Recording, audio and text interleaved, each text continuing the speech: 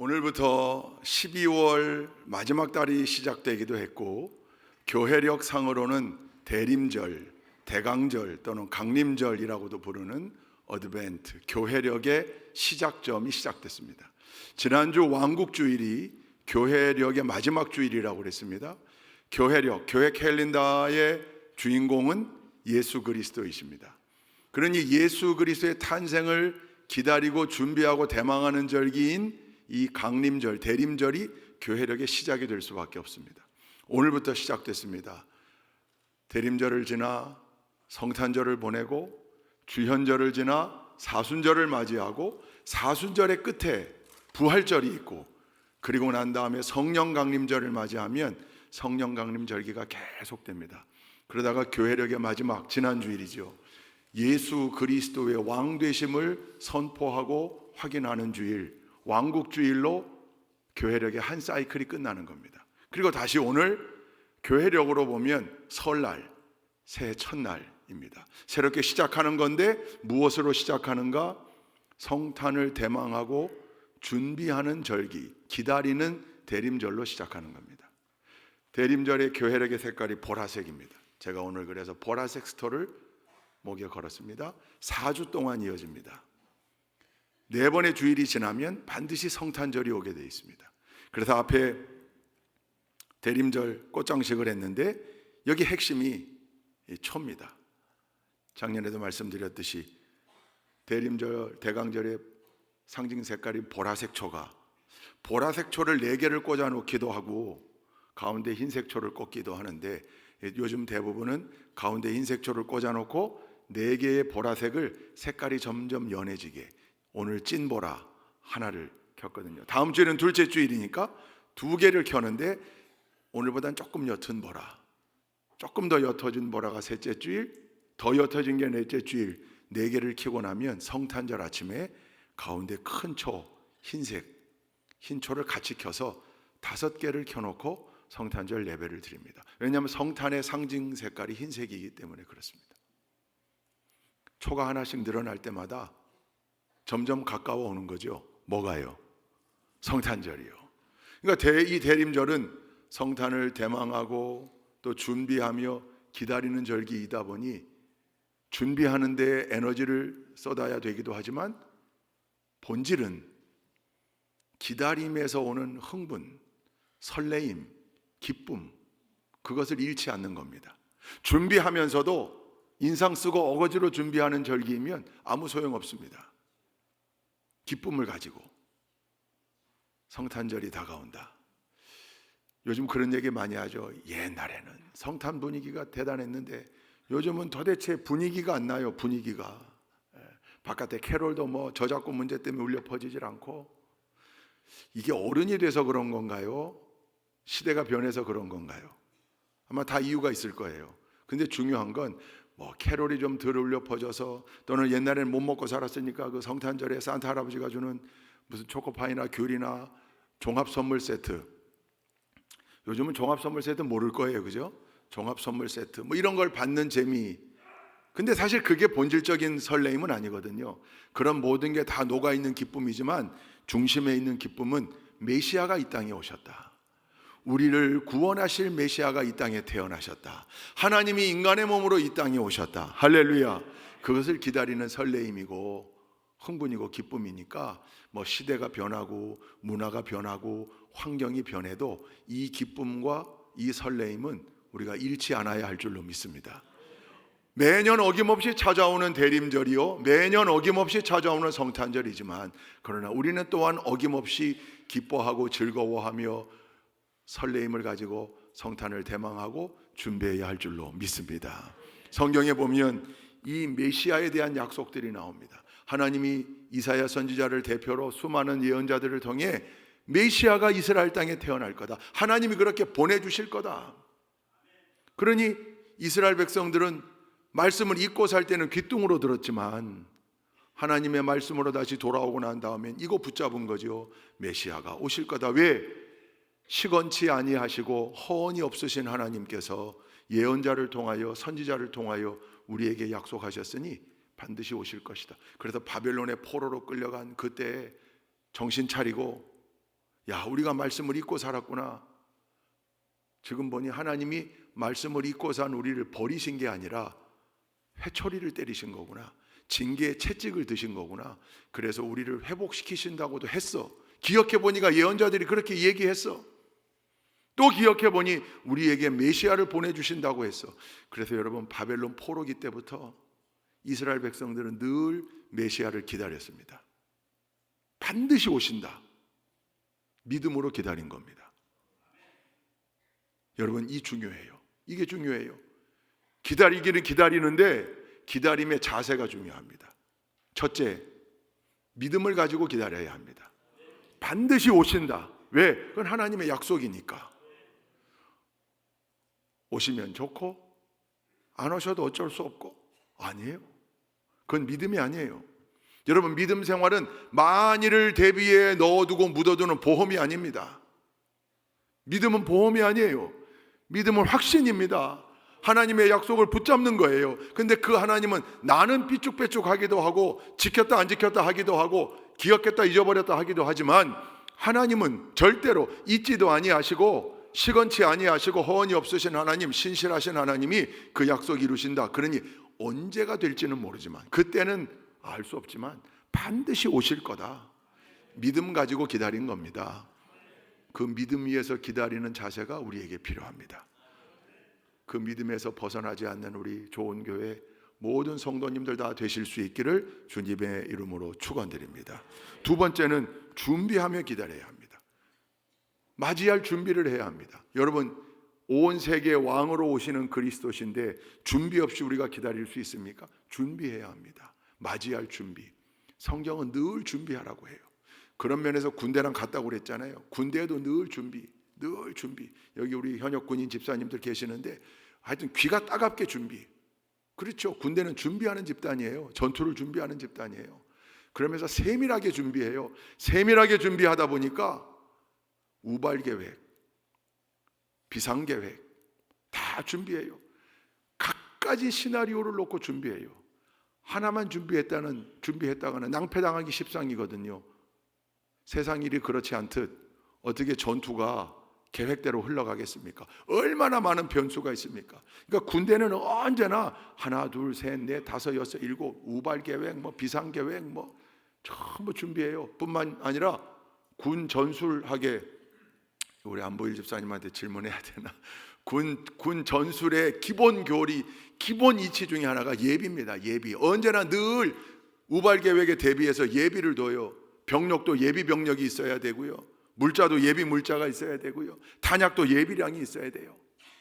그러니까 늘 125%, 130%늘 준비하나요? 이게 준비죠, 준비. 요즘은 그걸 우리 청년들이 플랜 B, 플랜 C 이렇게들 표현하잖아요. 다른 계획이 있어야 한다. 너는 다 계획을 가지고 있구나. 이 기생충의 그 명대사로 다 그 계획을 하나만 가지고 있는 게 아니라 A가 무너지면 B, B가 무너지면 C 그런 뜻이잖아요.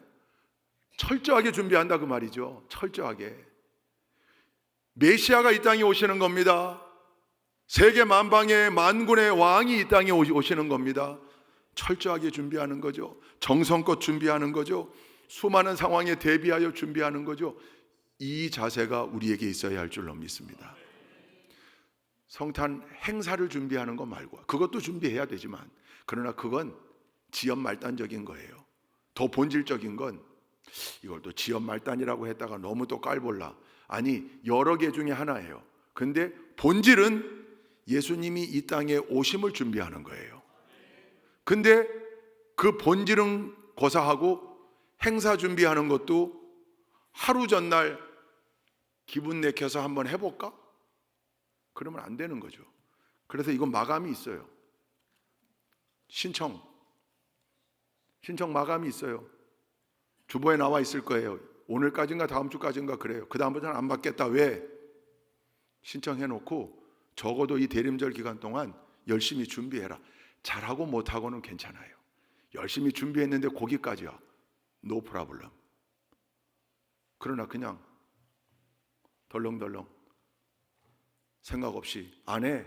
그랬다가 공연팀이 별로 없어요? 그럼 해볼까? 안 된다고요.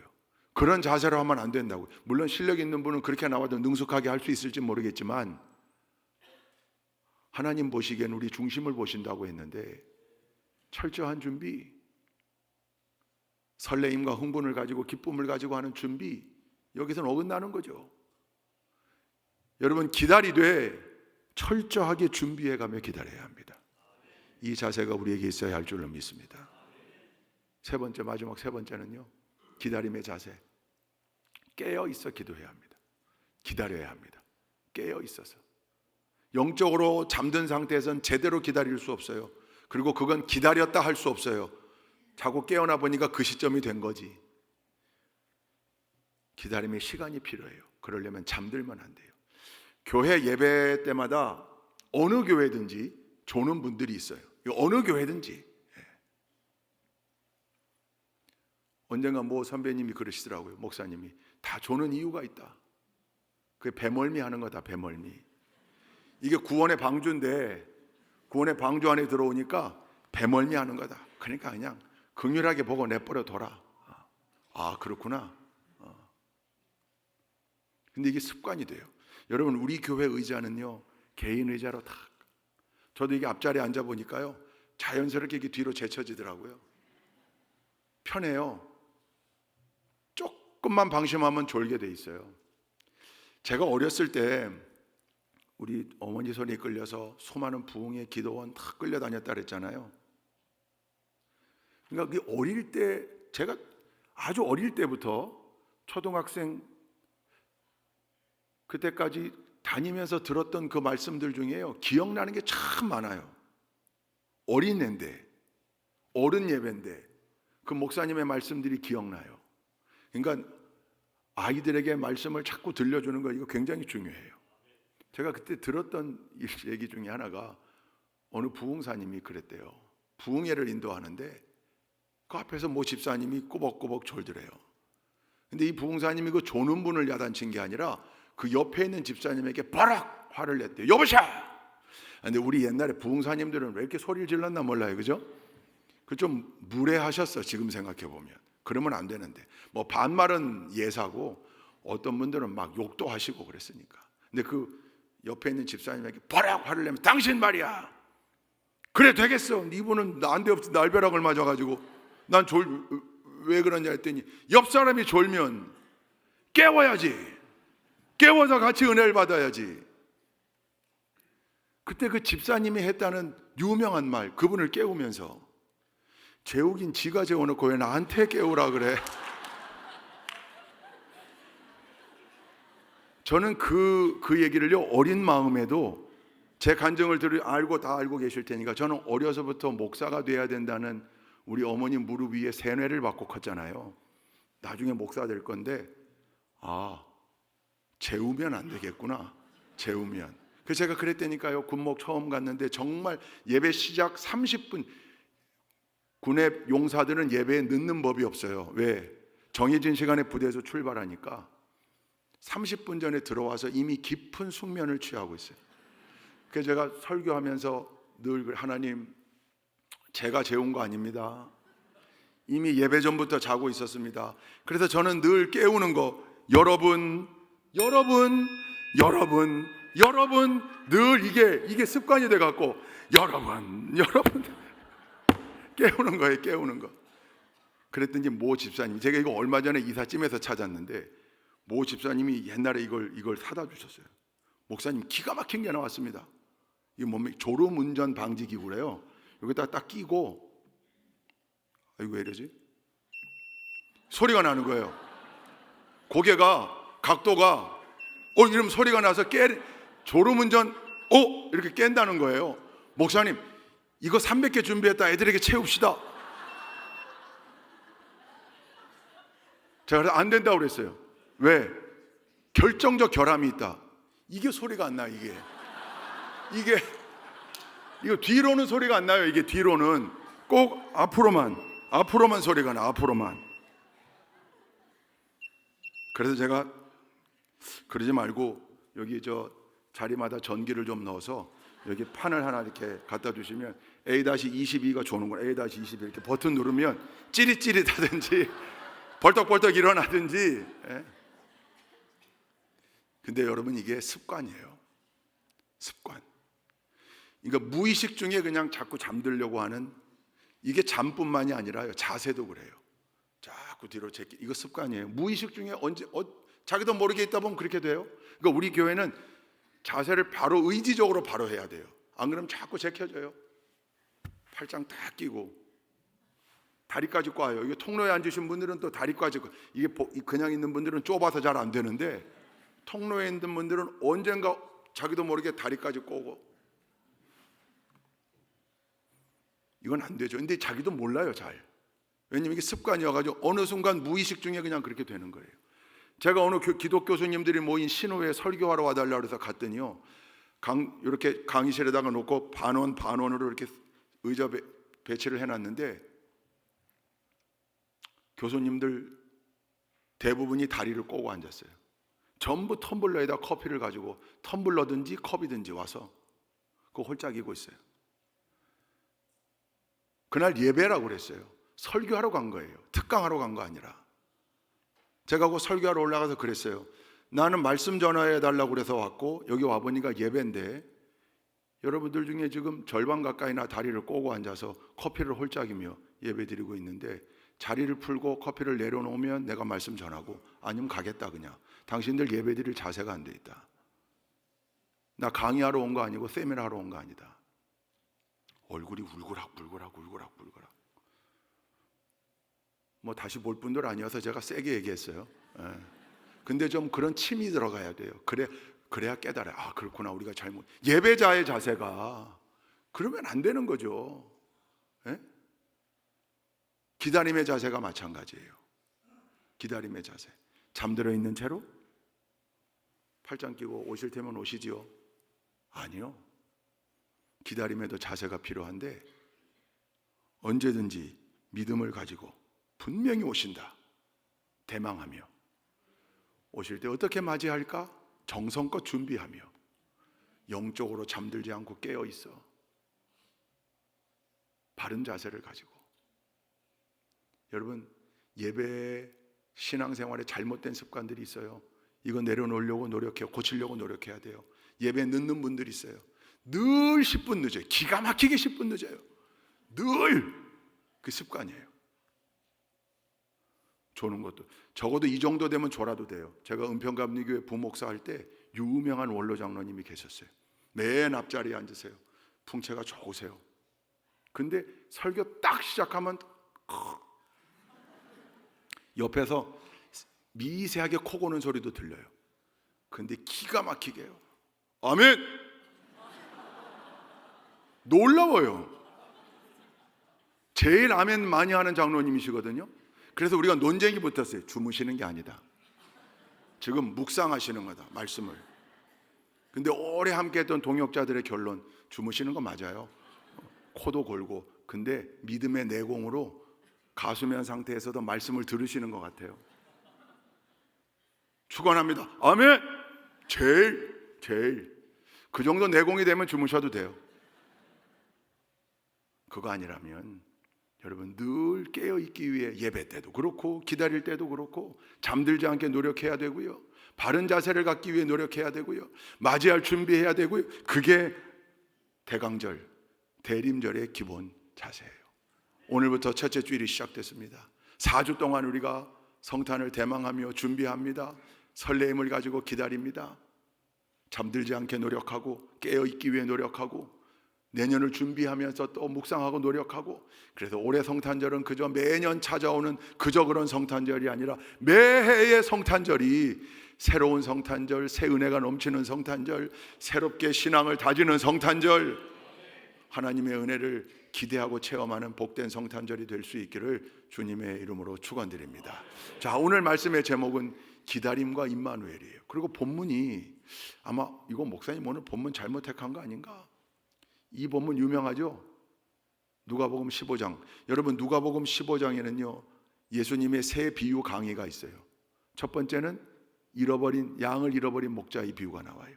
두 번째는 드라크마를 잃어버린 여인의 비유가 나오고요, 세 번째 제일 긴 분량으로 둘째 아들을 잃었다가 다시 찾은 아버지의 이야기가 나와요. 이 누가복음 15장에서 지금 예수님이 제자들에게 강의, 레슨하고 계시는데 세 개였어요. 공통점이 있어요. 다 잃었다가 가지고 있다가 잃었던 것. 근데 그 잃었던 것을 다시 되찾았어요. 목자는 양을 찾았고, 여인은 돈을 찾았고, 아버지는 아들을 찾았어요. 그리고 공통적으로 기쁨에 겨워 주변 사람들과 함께 잔치했다 그랬어요. 즐거워했다, 잔치했다 그랬어요. 복된 일, 해피엔딩이에요, 전부. 이걸 예수님이 뭐 때문에 말씀하신 건가? 하나님 아버지께서 찾고 계신다. 죄인들을 찾고 계신다. 그리고 결국은 찾는다. 그걸 지금 제자들에게 가르쳐 주신 거거든요. 제가 이 본문 가지고 지난 추수감사 특세 때도 한번 말씀을 전했던 기억이 나요. 근데 오늘은 좀 관점을 바꿔서, 여러분 여기 등장할 이 스토리는 너무 잘 아시죠? 이제 물론 초신자분들을 위해서 그냥 간략하게 빠른 줄거리를 말씀드리자면, 아버지에게 아들이 둘이 있었는데 둘째 아들이 불효막심하게 유산을, 아버지가 살아계심에도 불구하고 유산을 먼저 땡겨달라고 그래가지고 결국 그 유산 가지고 멀리 가요. 그리고 가서 다 탕진해버려요. 돈 다 잃고 나니까 돼지 먹이는 농장에 취업했는데 돼지를 먹이는 사료, 쥐엄나무도 배불리 못 먹이고 배를 골아요. 집이 생각나요. 우리 집엔 일하는 일꾼들도 등 따숩고 배부르게 잘 지내는데 우리 집에 가서 아버지에게 나도 종 시켜달라고 그러자 결심하고 돌아와요. 근데 이 아버지가 둘째 아들이 집 나간 이후로 늘 동구 밖에 가서 둘째 아들이 이제 오나 저제 오나. 왜? 아버지는 알거든요. 그 돈 가지고 간 둘째 아들 그놈이 투자에 성공해가지고 벤츠 끌고 올 게 아니고 돈 다 잃어버리고 돌아올 거라는 걸 알고 있거든요.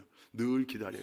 어느 날 돌아오는 아들이 저 멀리, 동구 밖 저 멀리 거지 중에 상거지 꼬르라고 냄새 푹푹 풍기며 오는데, 아직 상거가 뭔데 웬만하면 알아보기 어려운데 이 아버지는 둘째 아들을 알아봐요. 사랑 때문이죠. 그리고 달려가서 그 아들을, 그 냄새나는, 기가 막히거든요, 냄새가. 중동 지역에 그 목동들, 가축들 냄새에, 땀 냄새에, 채취에 막 그냥 신묘막측한 냄새가 나거든요. 근데 그 더러운 냄새, 더러운 거짓골 그대로 아버지가 안았다고 그랬어요. 내 모습 이대로 주봐두옵소서. 할렐루야. 그리고 이 아버지는 그 아들 목욕시키고 좋은 옷 입히고 금가락지 끼우고 살찐 송아지를 잡아 잔치를 베풀었다. 감동적인 얘기. 근데 여러분, 죄인을 찾으시는 아버지의 마음, 그걸 지금 제자들에게 알려주시고자 해서 잃어버린 양, 잃어버린 드라크마 다 가르치셨는데, 여기서는 그거 플러스 추신이 있어요. 덧붙인 거예요. 여러분, 이 스토리를 가지고 영화를 만든다고 생각하면 등장인물 한번 꼽아봅시다. 아버지, 큰아들, 둘째 아들, 그 다음에요 종들, 그 다음에요 사기꾼들 있잖아요. 저 둘째 아들 옆에 붙어 돈 뜯어먹는 사기꾼들. 둘째 아들에게 교태 부리면서 술 먹이고, 창녀라고 여기 다 봐요. 술집 여자들, 돼지 농장의 주인, 돼지들도 좀 필요하고. 여러분, 장면이라고 그러면 어떤 장면이 클라이막스겠어요? 당연히 둘째 아들이 돌아와 아버지가 안아주는 장면이 클라이막스일 거예요. 그러면 잔치 베풀고 거기서 끝. 오래오래 행복하게 잘 살았답니다. 끝나요. 근데 우리가 오늘 읽은 성경 본문, 그러니까 24절까지로 끝내도 이 이야기는 하나도 이상하지 않아요. 잃어버린 양의 비유와 잃어버린 드라크마의 비유와 명확하게 병립됩니다. 근데 25절부터 32절까지 무려 몇 계절이에요. 8계절이나 할애해서 그 긴 분량을 덧붙이고 있는 거예요. 맏아들 얘기예요. 이유가 있으셨겠죠. 여러분, 맏아들이 어떤 사람입니까? 큰아들. 저는 어릴 때부터 이 이야기가 별로 마음에 안 들었어요. 제가 큰아들이고 제 밑에 동생이 있거든요. 큰아들 마음이 너무 이해가 되는 거예요. 큰아들이 일하다 돌아왔는데 종의 얘기 듣고 빈정상해서 아버지에게 항의하는 대목이 나오죠. 아버지와의 대화. 오늘 우리 박민준 집사님이 그 둘째 아들의 멘트와 아버지의 멘트를 감정을 넣어서 읽어주셨어요. 너무 잘 읽어주셨어요. 그런 마음이에요. 다 똑같을 거예요. 근데 여러분 그냥 객관적으로 이 큰아들을 한번 바라봅시다. 큰아들은 어떤 사람일까요? 첫째, 효자예요. 맞아요. 뭐라고 나와요? 아버지의 명령을 거역해 본 적이 없대요. 그런 자녀 있으세요? 부모의 명을 한 번도 거역해 본 적이 없는 자녀? 가끔 있더라고요. 대단한 효자인 거죠. 효자예요. 아마 모르긴 해도 자기 동생이 아버지에게 막 거악스럽게 내 거 내놓으라고요. 내 거 어차피 돌아가실 때 못 가져가실 거고 그거 절반은 내 거 아닙니까? 내 분기 미리 좀 달라고요. 아버지 여기다 그냥 막 밭에다가 땅에다가 이렇게 묻어놓고 뭐 하는 겁니까 지금 이거? 투자할 데가 얼마나 많은데 비트코인 사야 된다니까요. 가서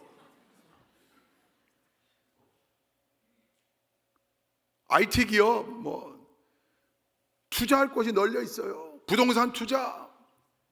아유 이 고리타분한 아버지 지금 이거 그냥 여기다 이거 놔봐야 그냥 이거 여기 시골 땅 오르지도 않고 이거 근데 이거 팔아서 내가 가져가면 몇 배로 뭐 요즘 보니까 돈 복사기라는 용어가 있더라고요. 뭔가 봤더니 이 암호화폐 코인에 투자한 사람들은 오늘 돈을 복사했다 뭐 이런 표현 쓰더라고요. 그런 기계 있으면 좀 가졌으면 좋겠는데 젊은 사람들 눈에 보이는 거죠. 아버지 그렇게 막 거악스럽게 할 때 아마 이 큰아들은 동생 말렸을 거예요. 그죠? 큰아들도 젊은 사람이에요. 큰아들에게도 그런 마음 있을 수 있죠. 그러나 큰아들은 단 한 번도 아버지의 것을 미리 달라고. 여러분 살아계신 아버지의 유산을 운운한다는 게 말이 됩니까 이게? 큰아들은 효자예요. 아버지의 마음 헤아리는 사람이에요. 뿐만입니까? 여러분 오늘 이야기에 등장하는 맏아들이 지금 어떤 상태에서 들어오는 거예요? 밭에 나가 일하다가 일꾼을 데리고 일하고 들어온 거예요. 그 얘기를 그냥 그대로만 우리가 들으면 참 아버지도 못됐어, 그죠? 동생 왔으면 빨리 전가를 보내서 네 동생 돌아왔다 빨리 와라 잔치하자. 여러분 잔치 준비가 이게 10분 안에 됩니까? 소도 잡아야죠. 감아서 걸어야죠. 물 끓여야죠. 삶아야죠. 구워야죠. 전 부쳐야죠. 시간이 많이 지났을 거예요. 근데 그동안 계속 이 아들은 뭐 했다고요? 큰아들은 일하고 있었어요. 성실한 아들이에요. 성실한 아들이에요. 캐릭터로 보면 효자죠. 성실하죠. 그리고 뒤에 보니까 자기의 서운함을 누구에게만 얘기해요? 아버지에게만 얘기해요. 동생을 향한 얘기가 없어요. 야 임마, 너 내가 그때 그렇게 말렸는데 그 돈 가지고 나가 다 탕진하고 지금 무슨 낯짝을 하고 여기 와 있는 거야. 뭐 이런 얘기가 여기 없어요. 캐릭터로 보면 이 아들은 아주 훌륭한 아들이에요. 저는 이 큰아들에게 마음이 간다니까요, 자꾸. 근데 그럼 왜 예수님이 이 얘기를 하셨을까? 저도 어릴 때 말씀을 듣고 할 때 전통적으로는 먼저 된 큰아들의 교만, 나는 받을 자격이 있다, 이 자기 의를 버려야 한다. 아주 귀한 교훈이죠. 맞아요. 여러분 하나님 앞에서는 자격이 없어요. 우리가 하나님 앞에서 내가 하나님 11조 이만큼 했는데 왜 복 안 주십니까? 하나님 내가 특세 개근한 사람인데, 여러분 그게 하나님 앞에서 분깃이 되고 지분이 되고 자격이 됩니까? 그럴 수 없어요. 그게 바리새인이잖아요. 두 손 들고 나는 11조를 떼먹어 본 적이 없고 가난한 자들을 위해 구제했고 할 만큼 했다 이거죠. 이게 회칠한 무덤 되고 독사의 새끼들 되는 지름길이에요. 그러니까 그런 마음 가지면 안 돼요. 근데 성경을 봐도 뭘 큰아들이 그렇게 자기 그런 거 크게 없잖아요. 물론 이 내면에 깔려 있겠지만, 그래서 이런 교훈을 가지고 우리가 조심해야 된다는 것 충분히 이해가 되지만, 저는 오히려 이 교훈의 방점이 뒷말씀에 찍혀 있다고 봐요. 31절과 32절을 한번 읽어보십시다. 31절 32절 시작. 아버지가 그에게 말하였다. 얘야, 너는 늘 나와 함께 있으니 내가 가진 모든 것은 다 네 것이다. 그런데 너의 이 아우는 죽었다가 살아났고 내가 잃었다가 되찾았으니 즐기며 기뻐하는 것이 마땅하다. 이게 아버지의 멘트고 이렇게 끝나요. 큰아들이 이걸 뭐 받아들였는지 안 받아들였는지 중요하지가 않아요. 왜냐하면 예수님이 비유로 말씀하신 거니까 그 아버지의 멘트를 제자들에게 들려준 거예요. 31절, 얘야 너는 늘 나와 함께 있으니. 여러분, 이게 사실은 핵심이에요. 이게 네 글자로 뭐예요? 임마누엘이에요. 예수님의 다른 이름이 뭐예요? 임마누엘이에요. 이사야 선지자가 그렇게 얘기했고 선포했고 예언했고 마태복음은 그걸 받아서 썼어요. 마태복음 말씀 읽어볼까요? 마태복음 1장 23절 함께 읽습니다. 시작. 보라 처녀가 잉태하여 아들을 낳을 것이요 그의 이름은 임마누엘이라 하리라 하셨으니 이를 번역한즉 하나님이 우리와 함께 계시다 합니다. 개역 개정 버전이에요. 이게 이사야서에 나와요. 이사야서 7장 14절 함께 읽습니다. 시작. 그러므로 주께서 친히 징조를 너희에게 주실 것이라. 보라 처녀가 잉태하여 아들을 낳을 것이요 그의 이름을 임마누엘이라 하리라. 예수님의 이름이 다른 이름이 임마누엘이에요. 하나님이 우리와 함께 하신다. 둘째 큰아들 얘기로 돌아가면 아버지가 큰아들에게 뭐라고 하는 거예요? 나갔다가 돌아온 둘째보다 네가 더 큰 축복을 누리고 있는 거 아니니? 너가 더 큰 복이 있잖아. 늘 나와 함께 했잖니? 하나님과 늘 함께 하는 삶, 성경이 말하는 가장 큰 복, 임마누엘. 저는 어릴 때 그 부흥회와 집회를 많이 다닌 것에 한 가지 약간의 부작용이 있었다면, 저는 이미 목사가 돼야 된다는 세뇌를 받고 컸다고 그랬잖아요. 어릴 때부터 내 자의식은 목사예요. 근데 그 수많은 부흥사님들, 나는 어린 마음에 그렇게 생각했어요. 나는 언제 깡패가 됐다가 돌아오나? 난 언제 죽을 병에 걸렸다가 살아나나? 왜냐하면 그분들이 되게 그랬어요. 되게 사형 선고 받았다가 다시 치유받으신 분, 저 이천성 목사님 하늘산 기도원에 상위 용사인데 그냥 극악한 정치 깡패 이정재도 건드리지 못하는 깡패 두목으로 살다가 회개하고 와장창, 중창, 주장창 창 깨지는 소리가 났다는 거 아니에요? 그리고 돌아와서 그때 부흥사님들은 되게 그랬어요. 드라마틱한 사연이 있는 분들이었어요. 어린 마음에 나 이거 언제 나갔다 돌아오나? 나도 이거 뭐 사연을 만들어야 되는데 가서 깡패 짓을 하든 뭐 빗나가기를 하든 아니면 죽을 병인가? 그때는 왜 이렇게 폐병 걸렸다 살아난 분들이 많습니까? 조영기 목사님도 그랬고 다 병? 근데 아니요. 커서 알았어요. 그 사연 없이 어릴 때부터 부모님 밑에서 신앙교육을 받아가며 성전뜰을 밟으며 살아온 내 삶 자체가 더 큰 축복이라는 것. 나갔다가 돌아온 것도 은혜지만 나가지 않고 늘 아버지와 함께했던 삶, 임마누엘의 삶. 여러분, 대부분의 모태신자들이 굴곡 없이 살았어요. 그래서 밋밋해요. 아니요, 그게 축복이에요. 그게 더 큰 복이에요. 깨닫지 못하지만 늘 하나님이 함께 하셨던 것, 그게 복이거든요. 예수님이 이 땅에 태어나시는 게 뭡니까? 임마누엘을 몸소, 이름으로도 행위로도 보여주신 거잖아요. 하나님이 우리와 함께 하심을 명확하게 하시려고 하나님이 인간의 모습으로 이 땅에 오신 것, 그게 성탄입니다. 예수님은 하나님 자신이에요. 그래서 그 예수님을 예언서에 보면 위로자라 그랬어요. 또 복음서에 보면 이스라엘의 위로라고 그랬어요. The consolation of Israel. 왜 위로일까? 여러분, 작년에 제가 여러분께 보여줬던 사진, 지금 타이밍 못 맞춰서 또 먼저 틀었는데 이 사진 기억하실 거예요. 열어봐 주세요. 열어봐 주세요. 오늘 이상하게 우리 저 방송실하고 2부 예배 때부터 저게 아버지 부시 대통령이에요. 18년도에 돌아가셨죠. 저 아버지 부시 대통령이 한 아이를 안고 있어요. 패트릭이에요. 기억나시죠? 작년에도 제가 좀 보여드렸어요. 머리를 밀었어요. 빡빡. 여러분, 이 미국에서 스킨헤드는 별로 그렇게 이미지가 좋지 않아요. 빡빡 밀질 않아요. 근데 밀었어요. 무슨 일일까? 아버지 부시 대통령만 민 게 아니고 경호원들 다 밀었어요. 그 사진이 있어요. 뒤에 보면 경호원들이 다 밀었어요. 왜 그랬을까? 기억나실 거예요. 저 안고 있는 아이가 패트릭이라는 아이인데 백혈병에 걸렸어요. 경호원 저 안에 아들이에요. 놀라운 건 저 안에 어머니가 한국계더라고요.